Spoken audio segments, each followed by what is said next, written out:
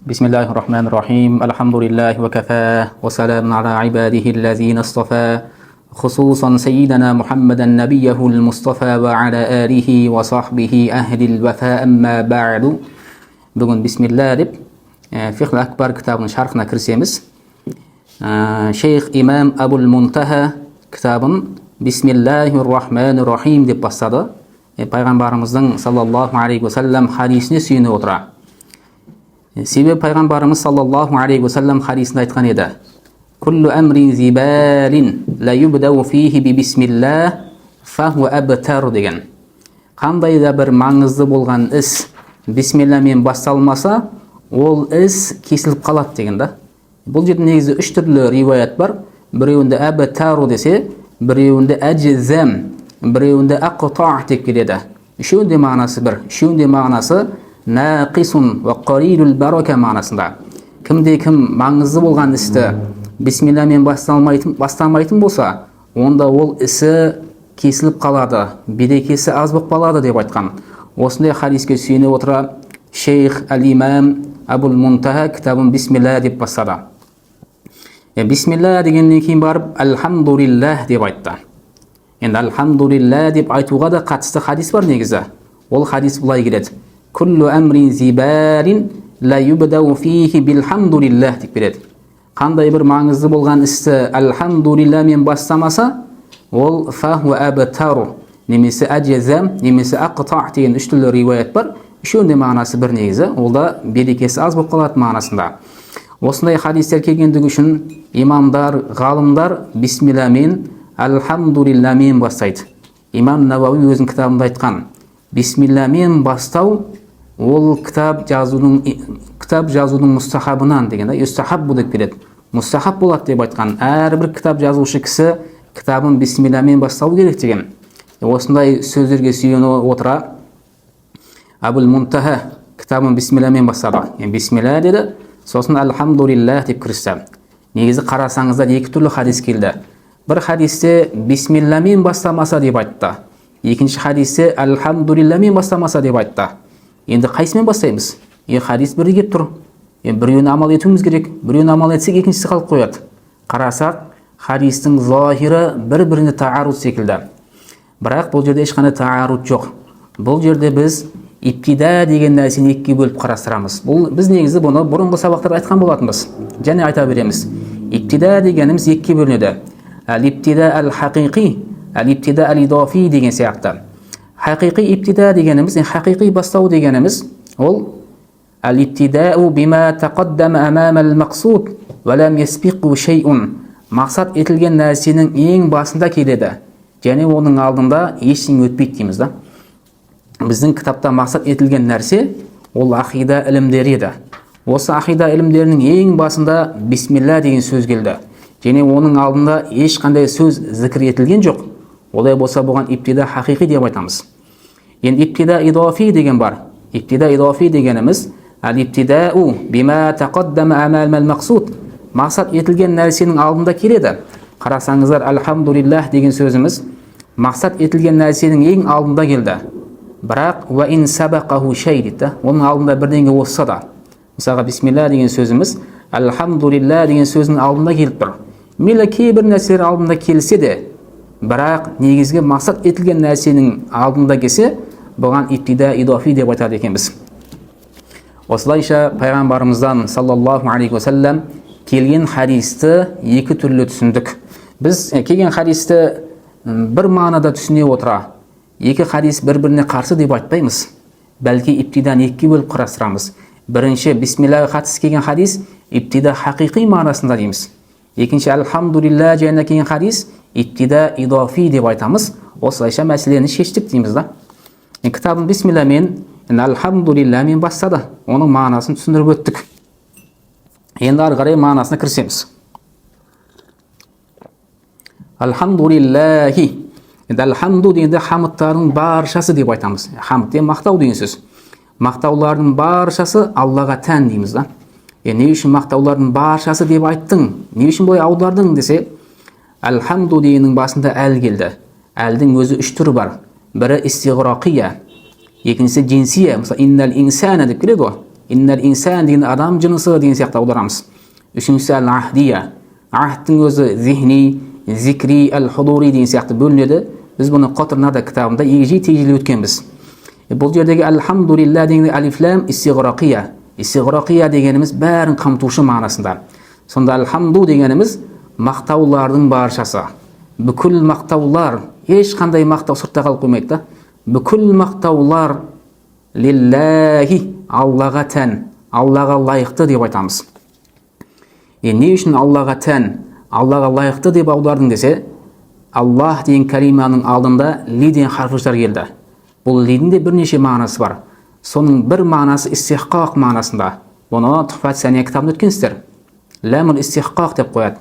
Сонда мақтаулардың баршасы Аллаға хаққылы дейміз, Аллаға лайықты деп айтамыз. Не үшін бұл жерде истихқақ мағынасын алдың десе, қағида бар. Егер ләм бәйнәл маани ва зат, мағына мен заттың ортасында келсе, истихқақ мағынасы болады деген. Алхамду мақтау. Мақтау мағына ма? Мағына қолға ұстай алмайсың, көре алмайсың. Мақтау деген нәрсе бар, мағынауи нәрсе. Аллаху, Аллах Тағала зат па? Аллахқа зат деп айтамыз. Өйткені имам Уши Бадл Амари кітабында нусаммиллаха шайян лакал ашья ва затан ан жихати ситти хари деп келтіреді. Аллах Тағалаға шай деп айтамыз, бірақ басқа нәрсе секілді емес. Аллахқа зат деп айтамыз дейді. Олай болса Аллахқа зат деп айту жайыз екен. Онда иншалла ақида кітабын өтетін боламыз. Осы кітаптың ішіне келеді. Аллаху, Аллахқа зат деп айтамыз. Алхамду маани бұл. Байнал маани ва зат, мағнауи және заттың ортасында ләм келетін болса, ол истиққақты білдіреді деген қағида бар. Ол қағидада Шейх Ахмад Тижани ұстазымыздан үйренген қағидамыз. Осы қағидаға сүйеніп отыра ли бұл жерде истиққақ мағынасында дейміз. Олай болса, алхамду мақтаулардың баршасы лиллахи, Аллаға лайықты деп айтамыз да. Алхамдулиллахи лази хадана иля тариқи ахли сунна вал джамаа. Енді Аллахқа мақтаулар болсын. Аллази қандай Аллахмын? Аллази сондай бір Аллах. Хадана бізді бастады. Иля тариқи ахли сунна вал джамаа. Ахли сунна вал джамааның жолына бастады.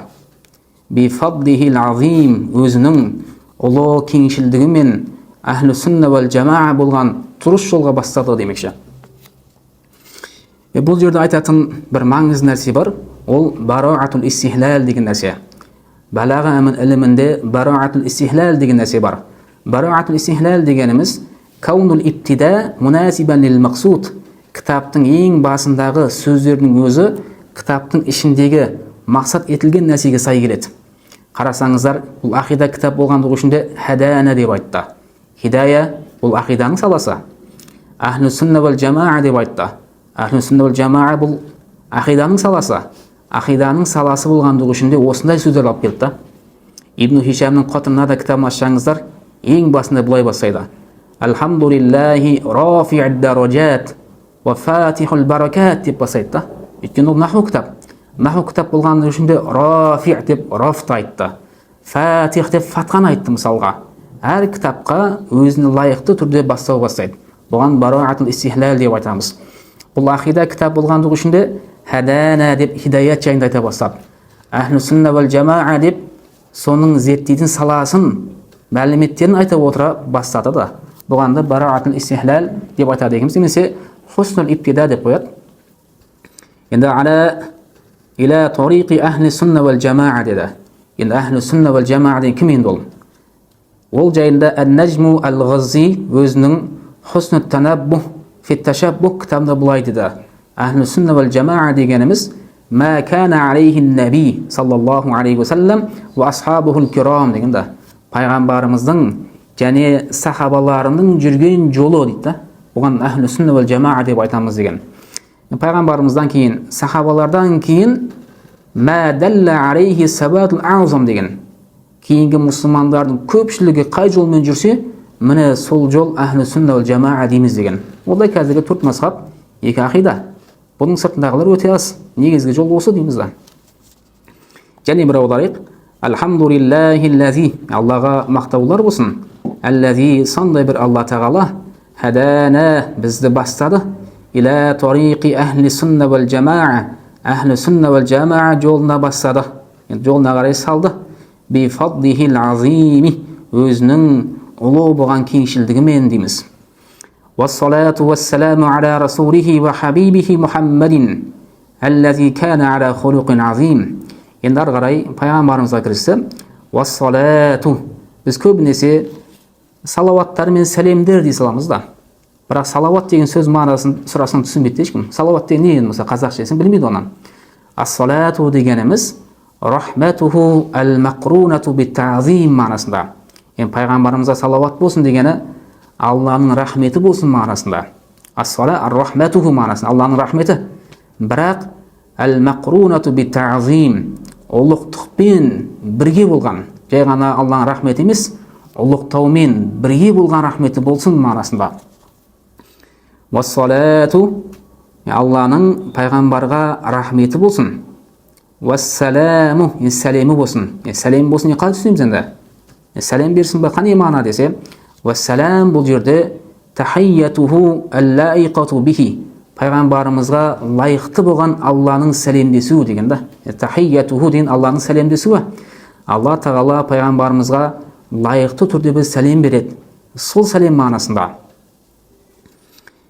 Ғалымдар айтқан, ат-тахияны қалай түсінеміз енді? Тахия негізі қазақша кәдімгі сәлемдесу мағынасында.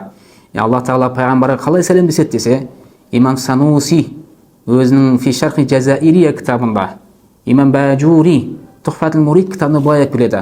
Ат-тахия дегеніміз ан юсми'аху каламахул қадим ад-дал ала риф'ати мақамихил азим дегенде. Пайғамбарымыздың биік дәрежесіне лайықты Алла тағала өзінің қадим болған кәләмін естіртеді деген. Аллахтың кәләмі қадим болған кәләмін естіртеді. Міне сәлем деген осы дегенде.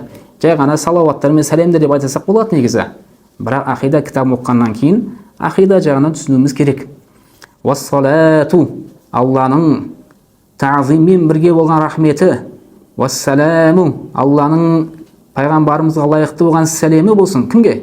Аля расулихи, өзінің елісіне болсын. Ва хабибихи, өзінің хабибіне болсын. Хабиб бұл жерде фаил уәзінде. Фаил уәзіні би мағна маф'ул болады. Маф'ул уәзіне келеді. Хабиб махбуб мағынасында. Бұны сарфын өткенсіздер. Ва хабибихи, яғни аля махбубихи мағынасында. Өзінің елісіне, өзінің жақсы көрген, өзінің сүйіктісіне мағынасында, өзінің сүйіктісіне болсын. Ол кім десе, Мухаммадин дейміз. Атыл баян немесе бәділ болып тұр.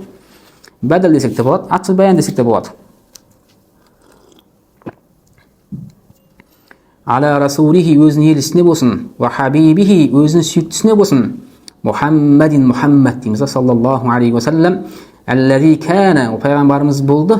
Аля хулуқин азим, көркем мінездің үстінде болған. Жалпы көркем мінезді болған пайғамбарымызға болсын дейді. Қарасаңыздар, хулуқ деп айтты. Хулуқ деген бар, сосын халқ деген бар да. Хулуқ дегеніміз суратухул батина, ішкі суреті. Ішкі сурет дегені ішкі мінез құлқы мағынасында. Мінез құлқына хулуқ деп айтамыз. Сіздермен Шамаил Мухаммадия кітабы өткенбіз.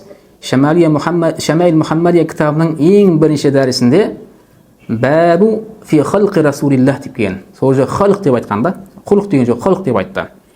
Астына хашиян қарасаңыздар, Имам Бажури ал-халқ дегеніміз суратуху аз-захира деген еді. Сыртқы бір көрінісі. Өйткені Шамаил пайғамбарымыз сыртқы көрінісін зерттейді. Ал ішкі ақлақты зерттейтін нәрсе бұған тасауф деп айтамыз да. Егер халқ деп келсе, ал-харижия, пайғамбарымыздың сыртқы келбеті. Ал-хулуқ деп келсе, суратуху ал-батина деп айтамыз. Пайғамбарымыздың ішкі келбеті, ішкі келбетіндегі мақсатта мінез құлқы мағынасында. Вассалату вассаламу аля расулихи ва хабибихи Мухаммадин. Аллази қандай пайғамбар десе, аллази кана болған, аля хулуқин азим, көркем мінездің үстінде болған, көркем мінезде болған пайғамбарымызға болсын. Ва аля алихи ва асхабихи да'ина иля сиратин мустақим. Ва аля алихи, және оның әліне болсын. Әл дегеніміз ла юстамалу илля фил ашраф. Жалпы әл деген бар бізде, сосын әхіл деген бар. Екеуі мағынасы бар. Бірақ әл тек қана құрметтілер үшін қолданылады. Әл Мухаммадин саллаллаху алейхи ва саллам, пайғамбарымыз құрметті, сол үшін де әл деп айтады. Мысалға әлу Әби Жахил деп айтылған жоқ та. Әбу Жахил құрметсіз, Құрметсіз болғандығы үшін де оған әл деген сөз қолданбаймыз. Оған әхілді қолданамыз. Жалпы әл деген сөз келсе, ол ла юстамалу илля фил ашраф дейміз. Тек қана құрметті, шарафатты кісілерге ғана әл деп айтылады. Ал әхіл болса, юстамалу фил ашраф ва гайриха дейміз. Құрметтілерге де, басқаларға да әхіл деп айта бересің. Ва аля әлихи, пайғамбарымыздың әліне болсын. Жалпы әл негізі әртүрлі мақамға қарай әртүрлі аударылады. Егер фи мақамит дуа келсе, дуа орнында келетін болса, күллу муъминин валау асиян дейміз. Бүкіл мұсылмандар, мейлі күнәһарлар болса да. Бұл жерде дуа орнында пайғамбарымызға салауаттар, сәлемдер болсын деген сияқты дуа етіп жатамыз.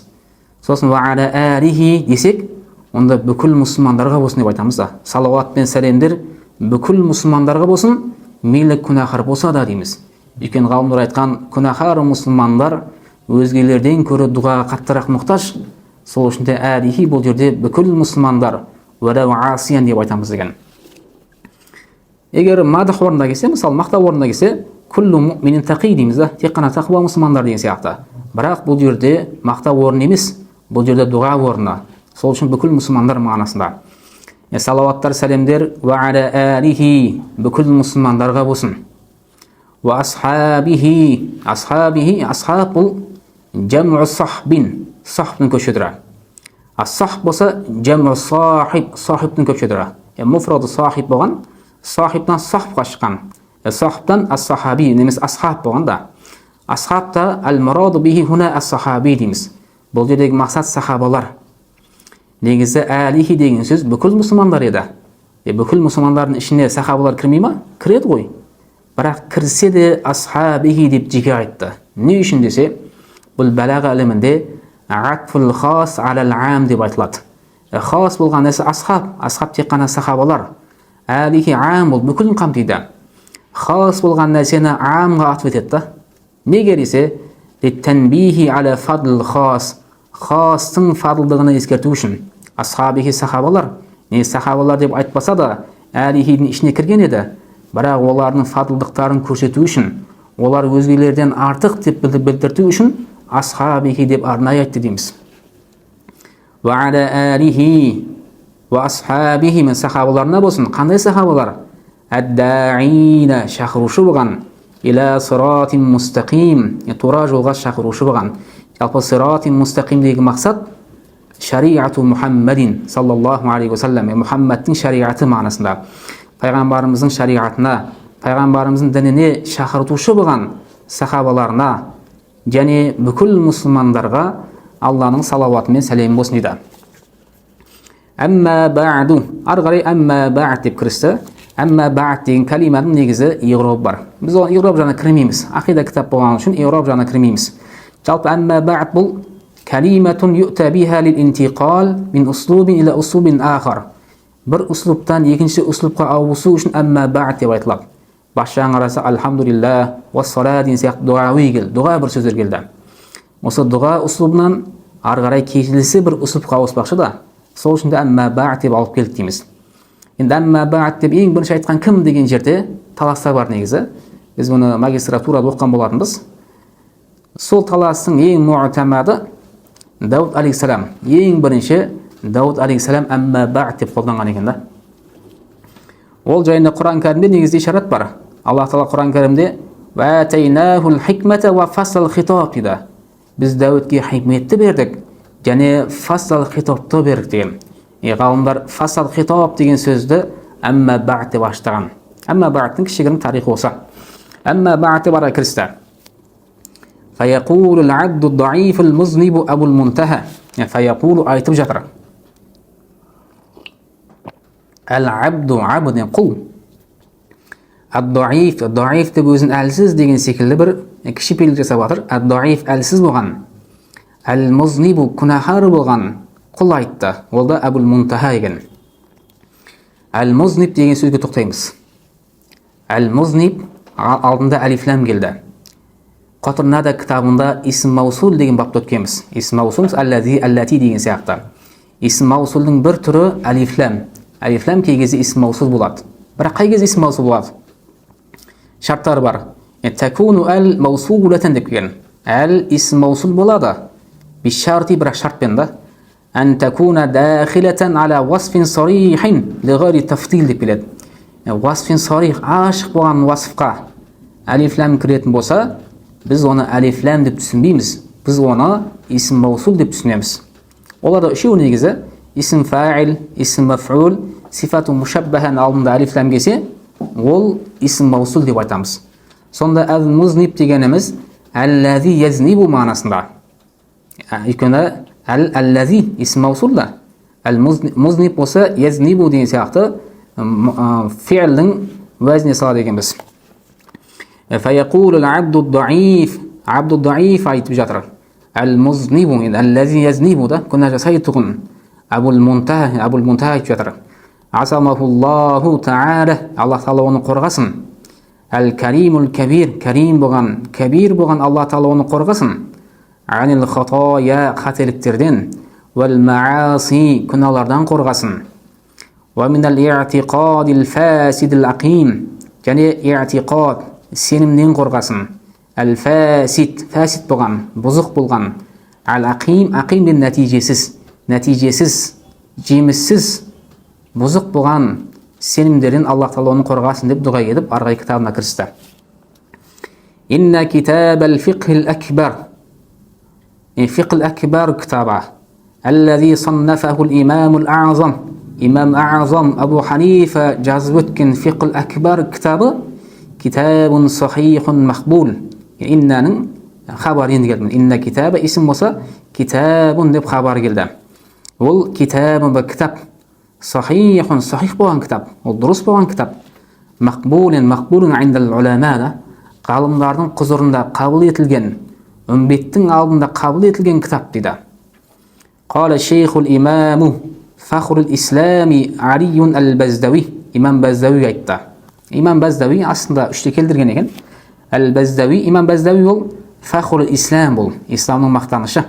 Фахрул ислам деген атпен танымал болған. Және Әбул Уср деген атпен танымал болған да.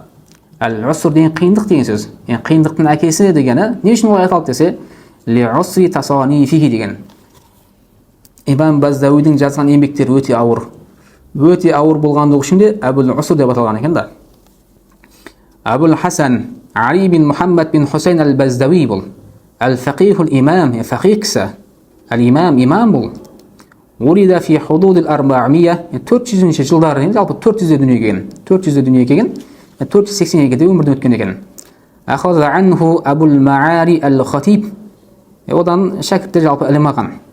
Min кутубихи имам Баздауидің кітаптарынан әл-Мабсут, Мабсут атты кітабы бар.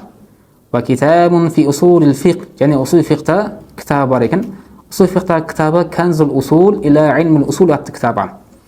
Осы имам Баздауи бұлай деп айтқан екен да. Фи усулил фиқхи, усул фиқ кітабында. Усул фиқ кітабы дағында мақсат Канзул усул иля илмул усул атты кітабы. Осы кітабында айтты. Әл-илму науани, ілім екке бөлінеді. Әл-илму, ілім, науани екке бөлінеді. Илму таухиди ва сифат. Бірінші илму таухид ва сифат деген. Илму таухид ва сифаттағы мақсат илму ақида деген сөз да. Ақида ілімі. Ва илму шараи'i ва ахкам. Екіншісі илму шараи'i ва ахкам деген.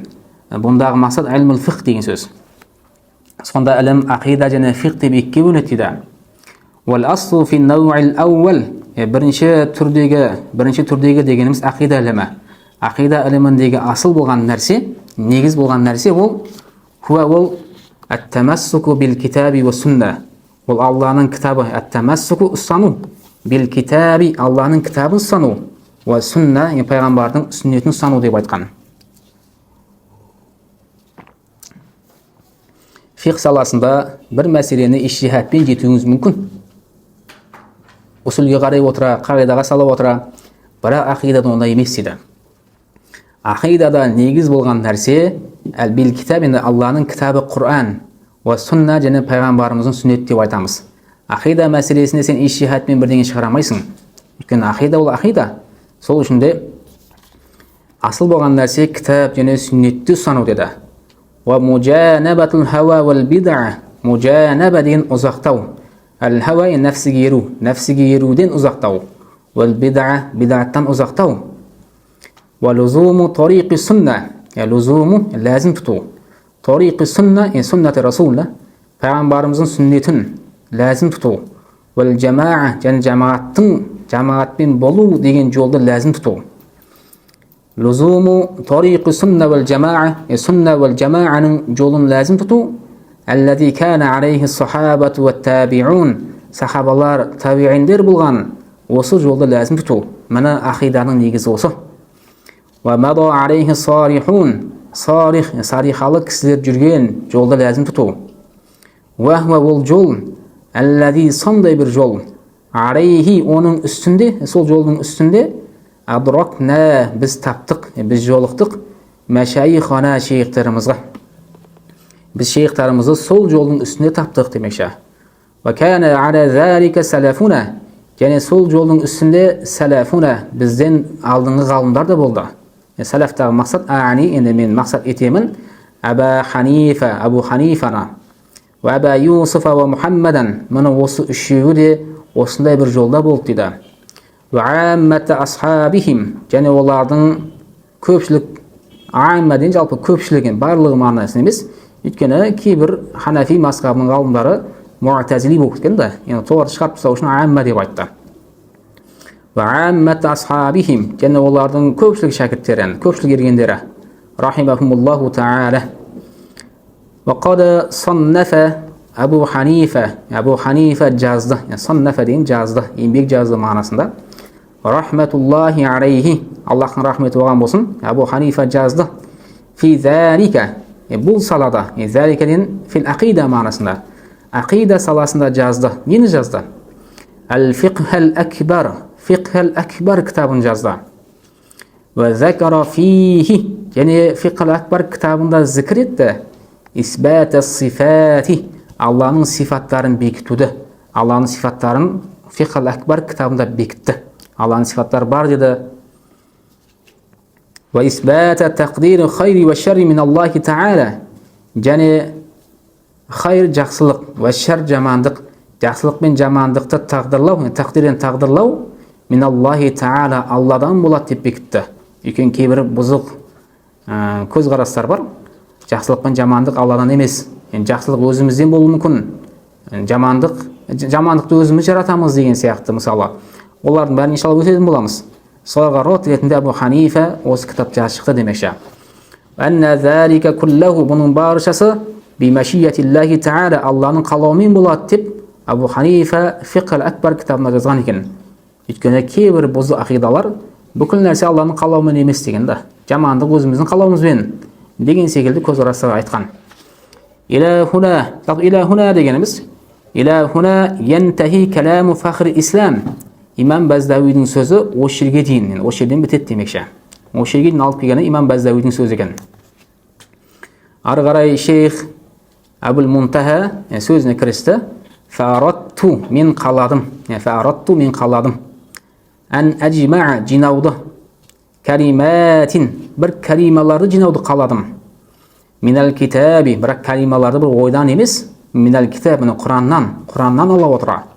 Ва суннати, пайғамбарымыздың сүннетінен ала отыра. Ва минал кутубил му'табара. Му'табара деген есепке алынатын кітаптардан ала отыра. Му'тамад болған есепке алынатын кітаптардан ала отыра бір калималар жинауды қаладым. Хатта такуна калимат. Сол калималар болады, бір болу үшін, шарх болу үшін. Бихадал китаби шарифи латиф. Шариф, латиф болған осы кітапқа. Осы кітаптағы мақсаты фиқхал акбар. Фиқхал акбар кітабына шарх болатындай Құраннан, сүннеттен, есепке алынатын муътамад кітаптардан бір калималар жинадым демекші. Қала ал-имамул аъзаму Абу Ханифа. Абу Ханифа айтты. Рахматуллахи алейхи. Абу Ханифа айтты. Аслу таухиди ва ма ясиху al-i'tiqadu алейхи. Деп ары қарай Абу Ханифа айтты дейді. Алла қаласа ертеңгі сабақтан бастап фиқхал акбар мәтініне кірісіп шарықтарымен қосып оқитын боламыз. Аллаху а'лам бис-саваб ва илейхил маржи'у вал ма'абah.